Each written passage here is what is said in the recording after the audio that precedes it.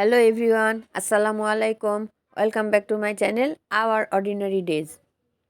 আজকের রেসিপি ঝাল ভাপা পিঠা। প্রথমে আমি এখানে 2 কাপ চালের গুঁড়ি নিয়েছি। তার মধ্যে হাফ চা চামচ লবণ দিয়ে দিলাম। এখন সব কিছু ভালোভাবে মেখে নিব। লবণটা যেন ভালোভাবে মিশে যায়। এখন অল্প অল্প পানি নিয়ে আমি চালের গুঁড়ি মেখে নিব। এমনভাবে মেখে নিব যাতে ঝরঝরে হয়, একদম ভেজা ভেজা আঠালো যেন না হয়। ভাপা পিঠা তৈরির জন্য এইভাবে পানি দিয়ে চালের গুঁড়ি মেখে নিতে হবে।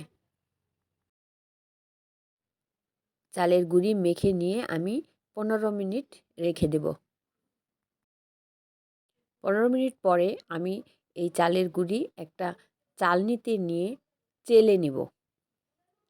চালনিটা যত চিকন হবে ভাপা পিঠার দানাটাও তত চিকন হবে এবং সেটা খেতেও ভালো লাগবে, দেখতেও ভালো লাগবে।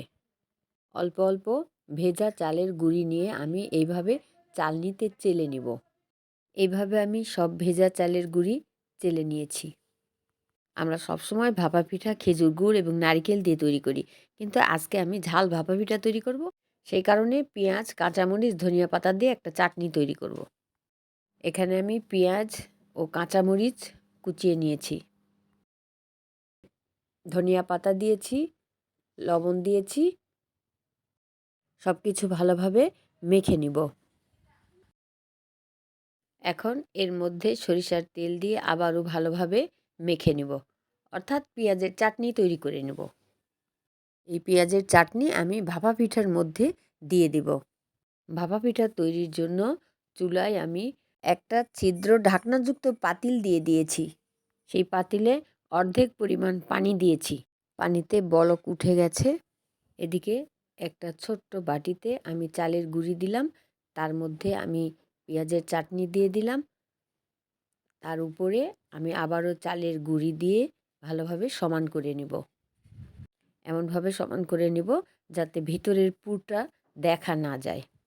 এই পিঠা তৈরির জন্য আমি একটা সুতি পাতলা কাপড় নিয়েছি। সেই কাপড়টা ভিজে চেপে নিয়ে এই কাপড়ের মধ্যে ছোট্ট বাটিটা দিয়ে মুড়িয়ে নিয়েছি। তারপর আমি ছিদ্র ঢাকনাযুক্ত পাতিলের উপরে উপুর করে বসিয়ে দিয়েছি। এরপর ছোট্ট বাটিটা উঠিয়ে নিয়েছি।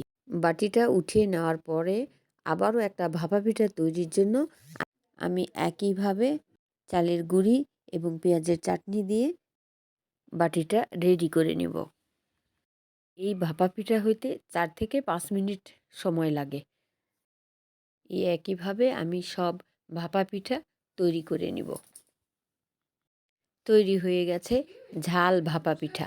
দেখতেও ভালো লাগে, গরম গরম ভাপা পিঠা খেতেও ভালো লাগে।